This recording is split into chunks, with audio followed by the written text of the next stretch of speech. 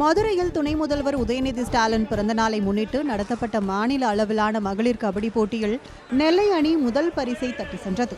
திருமங்கலம் அடுத்த கள்ளிக்குடியில் நடைபெற்ற இந்த போட்டியில் மதுரை, விருதுநகர் உள்பட 25 மாவட்டங்களைச் சேர்ந்த அணிகள் மோதின. 2 நாட்களாக நடைபெற்ற போட்டியில் மதுரை அணியை வீழ்த்தி நெல்லை அணி முதல் பரிசான 50,000 ரூபாய் ரொக்கம் மற்றும் சுழற் கோப்பையை கைப்பற்றியது. மதுரை தெற்கு மாவட்ட திமுக இளைஞரணி நிர்வாகிகள் விளையாட்டுப் போட்டியை நடத்தினர். மதுரை மாவட்டம் திருப்பரங்குன்றம் சுப்பிரமணிய சுவாமி கோயில் முன்பு மீண்டும் நடைபாதைகளை வியாபாரிகள் ஆக்கிரமித்துள்ளதாக புகார் எழுந்துள்ளது. கடந்த 2 மாதங்களுக்கு முன்பு ஆக்கிரமிப்பு புகாரில் நடைபாதை கடைகளை அதிகாரிகள் அகற்றினர். தற்போது சபரிமலை சீசன் என்பதால் தினமும் கோயிலுக்கு அதிக அளவில் பக்தர்கள் வருகை தருகின்றனர். இதனால் மீண்டும் நடைபாதை கடைகள் தலை காட்டுவதால் பக்தர்கள் கோயிலுக்கு சென்று வருவதில் போக்குவரத்து நெரிசல் காரணமாக இடையூறு ஏற்படுவதாகவும், கடை வியாபாரிகளும் குப்பைகளை ஆங்காங்கே சன்னதி தெருவில் கொட்டுவதால் சுகாதார சீர்கேடு ஏற்பட்டுள்ளதாகவும் புகார் கூறப்படுகிறது. நீலகிரி மாவட்டம் குன்னூர் அருகே உள்ள கொலக்கம்பை முசாபாரி சாலையில் குட்டியுடன் இரவு நேரத்தில் 5 காட்டு யானைகள் உலா வந்த வீடியோ வெளியாகியுள்ளது. சமீபத்தில் குன்னூர் சுற்றுவட்டார பகுதிகளில் உணவுக்காகவும் தண்ணீர் தேடியும் வனவிலங்குகள் குடியிருப்பு பகுதிகளை நோக்கி நடமாட்டம் அதிகரித்துள்ளது. கொலைக்கொம்பை முசாபாரி சாலையில் இரவு நேரத்தில் கெத்தை பகுதியிலிருந்து குட்டியுடன் கூடிய 5 யானைகள் சாலையில் உலா வந்துள்ளது. வாகன ஓட்டி ஒருவர் அதனை செல்போனில் பதிவு செய்து சமூக வலைதளங்களில் வெளியிட்ட வீடியோ வேகமாக பரவி வருகிறது. தஞ்சாவூர் மாவட்டம் பட்டுக்கோட்டை ஒன்றியத்தில் பிரதமர் வீடு கட்டும் திட்டம் மற்றும் 100 நாள் வேலை திட்டத்தில் பல கோடி ரூபாய் முறைகேடு நடந்துள்ளதாக குற்றச்சாட்டு முன்வைக்கப்பட்டுள்ளது. மக்களுக்காக அரசு வழங்கிய திட்டத்தில் பட்டுக்கோட்டை வட்டார வளர்ச்சி அலுவலர் கட்டாத வீடுகளையும் கட்டியதாக கணக்கு காட்டி மோசடி செய்துள்ளதாக முத்தரையர் சங்கம் சார்பில் புகார் கூறப்படுகிறது. மோசடியில் ஈடுபட்ட அதிகாரிகள் மீது நடவடிக்கை எடுக்கவும் கோரிக்கை விடுக்கப்பட்டுள்ளது. பிரதம மந்திரி இலவச வீடு கட்டும் திட்டம் என்பது ஏழை எளிய மக்களுக்கு, குடியிருப்பு இல்லாத மக்களுக்கு பயன்பெறும் வகையில் கொண்டு வரப்பட்ட ஒரு நல்ல திட்டம். இந்த திட்டத்தை அரசு அதிகாரிகள் தவறாக பயன்படுத்தி எளிய மக்கள் மீது வீடு கட்டியதாகவும் அவர்களுக்கு வீடு வழங்கியதாகவும் அறிக்கைகளை சமர்ப்பித்து அதற்கு உரிய தொகையை கையாடல் செய்திருக்கிறார்கள் என்பது ஊர்ஜிதப்படுத்தப்படுகிறது. இன்று நடுவிக்காடு என்ற கிராமத்தில் பலர் பெயர் இருக்கிறது. அதற்கு உரிய தொகையும் அவர்கள் கணக்கில் வர வைத்து விட்டதாக சொல்கிறார்கள். அப்படி எதுவும் வரவில்லை. அவர்களுக்கு வீடும் கிடைக்கவில்லை. அவர்கள் கட்டியதாக சொல்லக்கூடிய வீடு பின்னாடி இருப்பது தான். இது போன்ற தவறான அதிகாரிகள் அரசாங்கத்துக்கு கெட்ட பேர் தொடர்ச்சியாக கெட்ட பேர் வாங்கி கொடுத்துக்கிட்டே இருக்காங்க. நாகை மாவட்டம் பாலக்குறிச்சி அரசு மேல்நிலைப் பள்ளி மாணவிகளிடம் ஆபாசமாக பேசியதாக கீழ்வேளூரை சேர்ந்த தலைமை ஆசிரியர் நீலமேகம் போக்சோவில் கைது செய்யப்பட்டுள்ளார். சில தினங்களுக்கு முன்பாக நீலமேகம் அம்பல் அரசு பள்ளிக்கு இடமாற்றம் செய்யப்பட்டார். இந்நிலையில் பாலக்குறிச்சி பள்ளி மாணவிகளுக்கு விழிப்புணர்வு ஏற்படுத்த சென்ற குழந்தைகள் நலக்குழுவிடம் தலைமை ஆசிரியர் நீலமேகம் இரட்டை அர்த்தத்தில் ஆபாசமாக பேசியதாக மாணவிகள் தகவல் அளித்தனர். அதன் பேரில் நாகை மகளிர் காவல் நிலையத்தில் அளிக்கப்பட்ட புகாரில் போலீசார் தலைமை ஆசிரியர் நீலமேகத்தை போக்சோவில் கைது செய்து சிறையில் அடைத்தனர். விவசாய நிலங்கள் வழியாக எண்ணெய் குழாய் பதிக்க எதிர்ப்பு தெரிவித்து திருப்பூர், கோவை மாவட்ட விவசாயிகள் காத்திருப்பு போராட்டத்தில் ஈடுபட்டுள்ளனர். கோவையில் இருந்து பெங்களூருக்கு எண்ணெய் குழாய் கொண்டு செல்லும் பணியில் பாரத் பெட்ரோலிய நிறுவனம் செயல்பட்டு வருகிறது. இதில் 70 கிலோமீட்டர் தூரம் விவசாய நிலத்தின் வழியே குழாய் பதிப்பதை கண்டித்து கோவை, திருப்பூர் மாவட்ட விவசாயிகள் தொடர் போராட்டத்தில் ஈடுபட்டுள்ளனர். இந்நிலையில் சூலூர் பகுதியில் அவர்கள் தங்கள் கோரிக்கைக்கு பதில் தேடி காத்திருப்பு போராட்டத்தில் ஈடுபட்டுள்ளனர். அரசு தங்களுக்கு பதில் அளிக்காத நிலையில் பாஜக தலைவர் அண்ணாமலையிடம் மனு கொடுக்க உள்ளதாகவும் தெரிவித்துள்ளனர். செந்தில் பாலாஜி ஐயா போய் பார்த்தோம். அவரும் எங்களுடைய மனு வாங்கிட்டு பேச்சுவார்த்தை நடத்தினாருங்க. அவர் என்ன பார்த்தீங்கன்னா, நான் மேலே சிஎம் கூட பேசிட்டு உங்களுக்கு நல்ல பதில் கொடுக்கணும்னு போனாருங்க. இன்றைக்கி வரைக்கும் அதோட பதில் வரல. அடுத்த கட்டமாக நாங்கள் உணவாளர் போராட்டம்லாம் நடத்திட்டு இப்போ கடைசியாக நாங்கள் காத்திருப்பு போட்டோம்னு சொல்லி அந்தந்த இருவூர்லேருந்து முத்தூர் மட்டும் அந்தந்த ஏரியாவில் விவசாயிகள் அமைதியாக காத்திருப்பு போராட்டம் வச்சுருக்கிறோம். அடுத்தபடியாக நாங்கள் என்ன ஒத்த கோரிக்கை என்னன்னாக்க, ஏற்கனவே போட்ட பைப் மாரி இப்போ போகிற பைப் 2 பைப் எடுத்து சாலை ஓரமாக கொண்டு போக சொல்லி எல்லாத்துக்கிட்டமும் மனு கொடுத்துருக்குறோம். அந்த மனுவுக்கு உண்டான பதில் இன்றைக்கி வரைக்கும் வரல. விருதுநகர் மாவட்டம் ராஜபாளையத்தில் இரட்டை கொலை வழக்கில் தொடர்புடைய குற்றவாளிகளை போலீசார் கைது செய்துள்ளனர். 5 நாட்களுக்கு முன்பு திருவள்ளூர் நகர் பகுதியில் மூதாட்டி கொலை செய்யப்பட்டு 30 சவரன் நகைகள் கொள்ளை போன சம்பவத்தில் ரமேஷ், மதன், முத்துக்குமாரின் மனைவி தேவி ஆகியோர் கைது செய்யப்பட்டனர். முத்துக்குமாரிடம் நடத்திய விசாரணையில் 2 ஆண்டுகளுக்கு முன்பு லட்சுமியாபுரம் பகுதியில் முதிய தம்பதியை கொன்று 20 சவரன் நகைகளை கொள்ளையடித்தது தெரியவந்தது. இந்த சம்பவத்தில் கூட்டாளியாக இருந்த சங்கிலியாண்டி, ராஜபாளையம் பாஜக நிர்வாகி சதீஷ்குமார் ஆகியோரை கைது செய்தனர். நகைகளை மீட்பதற்காக போலீசார் அழைத்து சென்றபோது தப்பிக்க முயன்று ஓடி கீழே விழுந்த முத்துக்குமாரின் காலில் எலும்பு முறிவு ஏற்பட்டு ராஜபாளையம் அரசு மருத்துவமனையில் சிகிச்சைக்காக அனுமதிக்கப்பட்டுள்ளனர். திண்டுக்கல் மாவட்டம் நத்தத்தில் ஆதார் சிறப்பு முகாமில் அலைக்கழிக்கப்படுவதாக கூறி பொதுமக்கள் சாலை மறியலில் ஈடுபட்டனர். நத்தம் தாலுகாவுக்குட்பட்ட 23 ஊராட்சிகளைச் சேர்ந்தவர்களும் ஆதார் சேவைக்காக நத்தம் வருகின்றனர். 4 இடங்களில் மட்டுமே ஆதார் மையம் செயல்படும் நிலையில் பொதுமக்களின் போராட்டத்தினை தொடர்ந்து நவம்பர் 29ஆம் தேதி முதல் டிசம்பர் 8ஆம் தேதி வரை அரசு பெண்கள் மேல்நிலைப்பள்ளி, பேரூராட்சி அலுவலகம், கூட்டுறவு பால் சொசைட்டி ஆகிய 3 இடங்களில் ஆதார் சிறப்பு முகாம் நடைபெற்று வருகிறது. ஆயினும் இங்கு நாளொன்றுக்கு குறைந்த அளவிலேயே ஆதார் பதிவு செய்ய முடியும் என்று அலைக்கழிக்கப்படுவதாக கூறி பொதுமக்கள் சாலை மறியலில் ஈடுபட்டனர். விருதுநகர் மாவட்டம் ஸ்ரீவில்லிபுத்தூர் அருகே பழங்கால பொருட்கள் கண்டெடுக்கப்பட்டுள்ள நிலையில் தொல்பொருள் துறையினர் ஆய்வு நடத்த கோரிக்கை எழுந்துள்ளது. மூவரை வென்றான் பகுதியில் குடவரை கோயிலான மலை கொழுந்தீஸ்வரர் ஆலயத்தின் அருகே 100 நாள் திட்டத்தில் புதிய குளம் தோண்டும் வேலை நடந்துள்ளது. அப்போது பண்டைய கால மண்பாண்ட பொருட்கள், கலையகங்கள், குடவைகள், எலும்புகள் உள்ளிட்டவை கிடைத்துள்ளன. பழங்கால பொருட்கள் இந்த பகுதியில் கிடைத்துள்ள நிலையில் தொல்லியல் ஆராய்ச்சியாளர்கள் ஆய்வு நடத்தவும் பழமையான பொருட்களை பாதுகாக்க நடவடிக்கை எடுக்கவும் அப்பகுதி மக்கள் கோரிக்கை விடுத்துள்ளனர். ஈரோடு மாவட்டம் அம்மாப்பேட்டை அருகே தனியார் பள்ளி வேன் கவிழ்ந்த விபத்தில் நல்வாய்ப்பாக பள்ளி மாணவர்கள் உயிர் தப்பினர். குருவரெட்டியூரில் செயல்படும் தனியார் பள்ளியில் அம்மாப்பேட்டையில் இருந்து சென்று பயிலும் மாணவர்கள் வேனில் பள்ளிக்கு சென்று கொண்டிருந்தனர். ஊமாரெட்டியூர் அருகே குறுக்கிய வளைவில் ஓட்டுநர் குணசேகரன் வேனை திருப்பிய போது கட்டுப்பாட்டை இழந்த வேன் கரும்பு தோட்டத்தில் கவிழ்ந்து விபத்துக்குள்ளானது. இந்த விபத்தில் வேனில் பயணம் செய்த 10க்கும் மேற்பட்ட பள்ளி மாணவர்கள் நல்வாய்ப்பாக லேசான காயங்களுடன் உயிர் தப்பினர். 108 வாகனம் வர தாமதமாக்கியதால் பெற்றோரே குழந்தைகளை இருசக்கர வாகனங்களில் ஏற்றிக்கொண்டு மருத்துவமனைக்கு அழைத்து சென்றனர். திருப்பத்தூர் மாவட்டம் நாட்றாம்பள்ளி அருகே மினி சரக்கு வேன் கவிழ்ந்த விபத்தில் 6 பெண்கள் உட்பட 9 பேர் படுகாயமடைந்துள்ளனர். மல்லகுண்டா பகுதியில் தக்காளி பறிப்பதற்காக நாட்றாம்பள்ளி காந்தி நகரை சேர்ந்த சரவணன் 6 பெண்கள் உட்பட 9 பேரை மினி சரக்கு வாகனத்தில் ஏற்றி சென்றுள்ளார். சோர்காயநத்தம் பகுதியில் ஓட்டுநரின் கட்டுப்பாட்டை இழந்த சரக்கு வாகனம் கவிழ்ந்து விபத்துக்குள்ளானது. படுகாயமடைந்தவர்கள் நாட்றாம்பள்ளி அரசு மருத்துவமனைக்கும் கிருஷ்ணகிரி அரசு மருத்துவமனைக்கும் அனுப்பி வைக்கப்பட்டுள்ளனர். விபத்து குறித்து திம்பம்பேட்டை போலீசார் விசாரணை மேற்கொண்டு வருகின்றனர். மதுரை மீனாட்சி அம்மன் கோவிலில் கார்த்திகை மாத சோமவாரத்தையொட்டி 1008 சங்க அபிஷேகம் நடைபெற்றது. முன்னதாக லிங்க வடிவில் சங்குகள் அடுக்கப்பட்டு சிறப்பு பூஜைகள், யாகங்கள் நடத்தப்பட்டன. தொடர்ந்து உற்சவர் சிலைக்கு அபிஷேகம் செய்யப்பட்டது. சங்க அபிஷேகத்தை முன்னிட்டு பொதுமக்கள், சிவபக்தர்கள் பால், தயிர், இளநீர், பன்னீர், பழ வகைகள், தேன், மஞ்சள் பொடி, எண்ணெய், நெய் மற்றும் இதர அபிஷேக பொருட்களை கோவிலுக்கு வழங்கினர். கரூர் மாவட்டத்தில் நடைபெற்ற நியாய விலைக் கடை பணியாளர்களுக்கான நேர்முக தேர்வினை மாவட்ட ஆட்சியர் நேரில் ஆய்வு மேற்கொண்டார். கரூர் மாவட்டத்தில் 67 விற்பனையாளர், 6 கட்டுனர் என 73 காலி பணியிடங்களுக்கான நேர்முக தேர்வு நடைபெறுகிறது. இதற்காக 4951 பேர் விண்ணப்பித்துள்ள நிலையில் அரசு கலைக்கல்லூரியில் இன்று முதல் வருகிற 28ஆம் தேதி வரை தினமும் 800 பேருக்கு நேர்முக தேர்வு நடைபெறுகிறது. சான்றிதழ் சரிபார்ப்பிற்காக 16 போர்டுகளும், நேர்முக தேர்வுக்காக 16 போர்டுகளும் நியமிக்கப்பட்டுள்ளன. இன்று நடைபெறும் நேர்முக தேர்வை மாவட்ட ஆட்சியர் தங்கவேல் கூட்டுறவுத்துறை அதிகாரிகளுடன் சென்று ஆய்வு செய்தார். கன்னியாகுமரி மாவட்டம் நாகர்கோவிலில் ஆட்சியர் அலுவலகத்தில் மனு கொடுக்க வந்த மூதாட்டி மயங்கி விழுந்ததால் பரபரப்பு ஏற்பட்டது. திங்கட்கிழமைகளில் நடைபெறும் குறைதீர் நாள் முகாமில் மனு அளிப்பதற்காக வந்த கடையப்பட்டினத்தை சேர்ந்த மூதாட்டி ஒருவர் ஆட்சியரிடம் மனு அளிப்பதற்காக வரிசையில் நின்று கொண்டிருந்தார். அப்போது திடீரென மூதாட்டி மயங்கி விழுந்தார். இதனையடுத்து மூதாட்டியை அரசு மருத்துவமனைக்கு கொண்டு செல்ல ஆட்சியர் கூறியதைத் தொடர்ந்து 108 ஆம்புலன்ஸ் மூலம் அதிகாரிகள் மூதாட்டியை ஆசாரிப்பள்ளம் மருத்துவமனைக்கு கொண்டு சென்றனர்.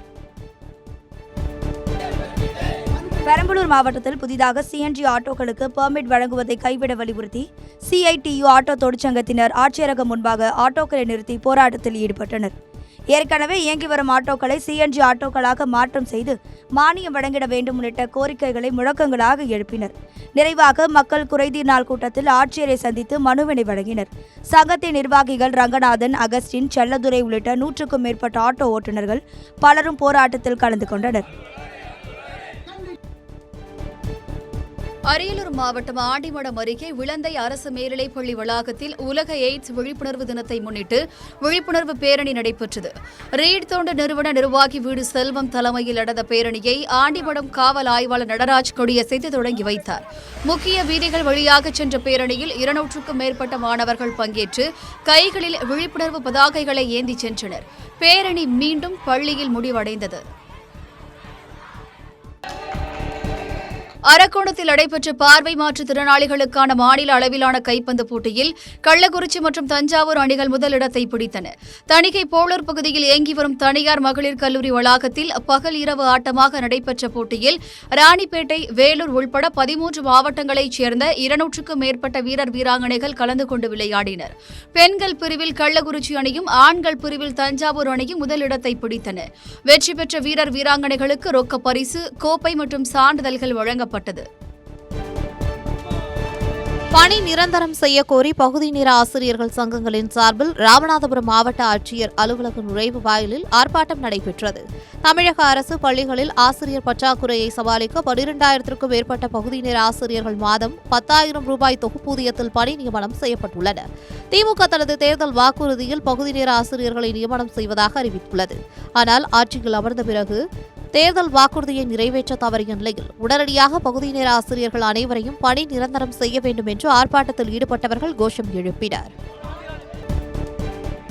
குடிமனை பட்டா வழங்க கோரி மயிலாடுதுறை அருகே உள்ள அரங்கக்குடி கிராமத்தைச் சேர்ந்த 66 குடும்பத்தினர் மாவட்ட ஆட்சியரிடம் மனு கொடுத்துள்ளனர். கடந்த 60 ஆண்டாக அரசு புறம்போக்கு நிலத்தில் குடியிருந்து வரும் அவர்கள் அரசுக்கு செலுத்த வேண்டிய வீட்டு வரி, தண்ணீர் வரி, குடிநீர் கட்டணம் ஆகியவற்றை முறையாக செலுத்தி வருகின்றனர். கடந்த 10 ஆண்டாக தங்கள் வசிப்பிடங்களுக்கு அரசு பட்டா கேட்டு தொடர் போராட்டத்தில் ஈடுபட்டு வரும் அவர்கள் ஆட்சியர் அலுவலகத்தில் இன்று நடைபெற்ற மக்கள் குறைதீர் கூட்டத்தில் மனு கொடுத்துள்ளனர். பட்டா வழங்காமல் இனியும் காலதாமதம் செய்தால் சாலை மறியல் போராட்டத்தில் ஈடுபடப் போவதாகவும் அவர்கள் அறிவித்துள்ளனர். வேலூர் மாவட்டம் காட்பாடி சார் பதிவாளர் அலுவலகத்தில் சரியான நேரத்தில் அலுவலக ஊழியர்கள் பணிக்கு வராததால் பொதுமக்கள் அவதியடைந்துள்ளனர். சித்தூர், கடலூர் தேசிய நெடுஞ்சாலைகள் அமைந்துள்ள சார் பதிவாளர் அலுவலகத்தில் நாள்தோறும் 100கணக்கானோர் பத்திரப்பதிவு தொடர்பாக வருகின்றனர். இந்த நிலையில் இன்று காலை அலுவலகம் திறந்த நிலையில் சார் பதிவாளர் உள்பட அலுவலக பணியாளர்கள் வராததால் பொதுமக்கள் நீண்ட நேரம் காத்திருக்கும் அவலம் ஏற்பட்டுள்ளது. இதுகுறித்து மாவட்ட நிர்வாகம் உரிய நடவடிக்கை எடுக்க வேண்டும் என்று பொதுமக்கள் ஆதங்கம் தெரிவித்துள்ளனர்.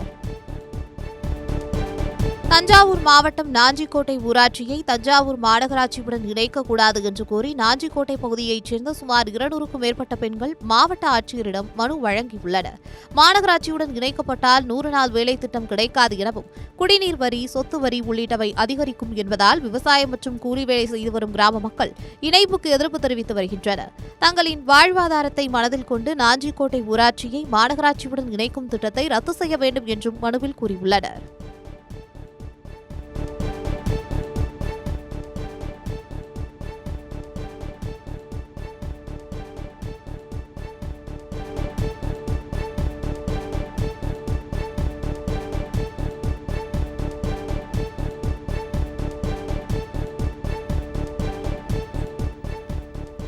கோவை மாவட்டம் வால்பாறை அருகே காட்டு யானை கூட்டம் ரேஷன் கடையை உடைத்து சேதப்படுத்தியது. இது அதிர்ச்சியை ஏற்படுத்தியுள்ளது. வனப்பகுதியில் இருந்து அய்யர்பாடி எஸ்டேட் குடியிருப்பு பகுதிக்கு நள்ளிரவு 2 மணிக்கு 5 காட்டு யானைகள் நுழைந்துள்ளது. அவை அங்கிருந்த சர்ச், பள்ளிக்கூடம் வழியாக நடந்து சென்று ரேஷன் கடையை உடைத்து உணவுப் பொருட்களை சாப்பிட்டுவிட்டு வெளியேறி சென்றுள்ளது. இது தொடர்பான வீடியோ பதிவுகள் சமூக ஊடகங்களில் பரவி வருகிறது. யானைகள் நடமாட்டத்தை கட்டுப்படுத்தி பாதுகாப்பு பணியில் வனத்துறையினர் ஈடுபட பொதுமக்கள் கோரிக்கை விடுத்துள்ளனர்.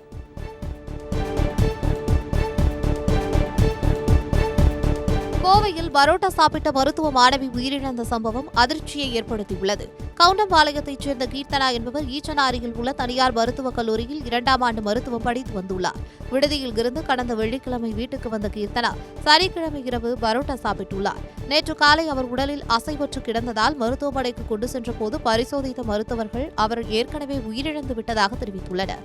இதுகுறித்து துடியலூர் போலீசார் வழக்கு பதிவு செய்து விசாரணை நடத்தி வருகின்றனர்.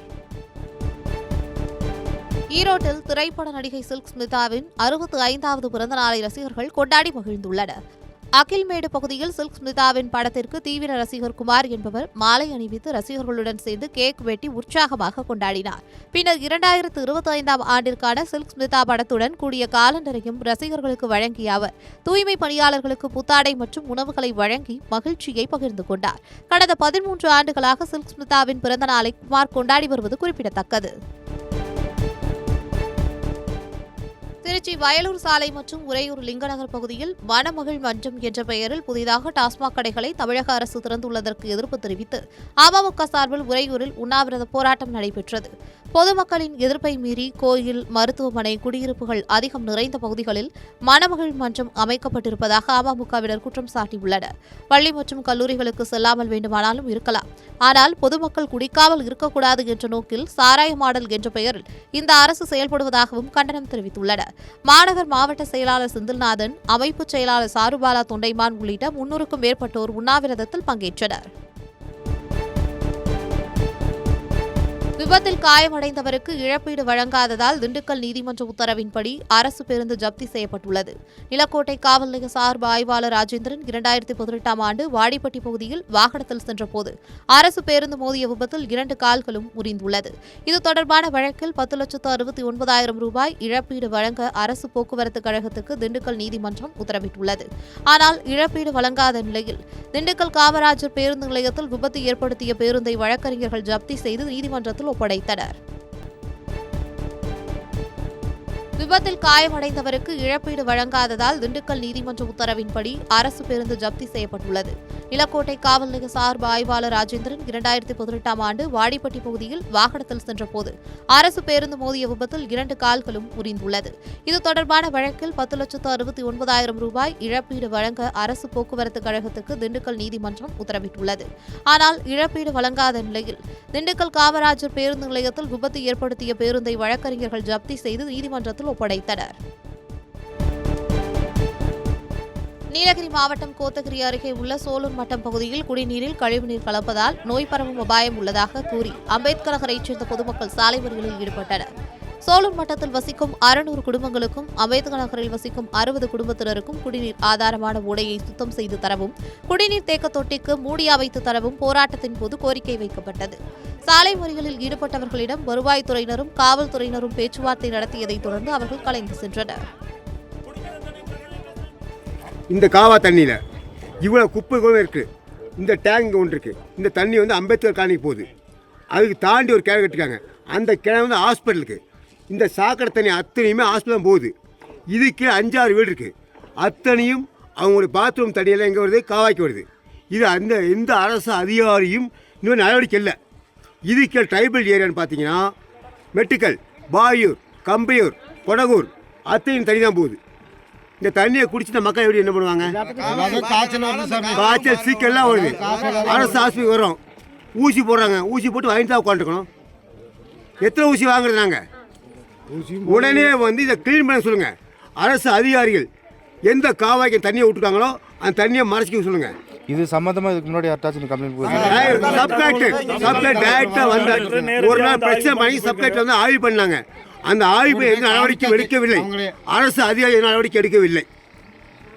அம்பேத்கர் நகருக்கு இந்த சோலூர் மட்டம் இருக்க சுற்று வட்டார பகுதிக்கு இந்த கிணத்துல இருந்து தண்ணி போகுதுங்க. இது ஓடையை ஒட்டி இருக்குது. இதில் வந்து நாங்கள் 2 மாத காலமாக மழையில் கொஞ்சம் குப்பை வந்திருக்கு. எல்லாத்துக்கும் தகவல் சொல்லியாச்சு. யாரும் வந்து பார்த்து எந்த நடவடிக்கையும் எடுக்கல.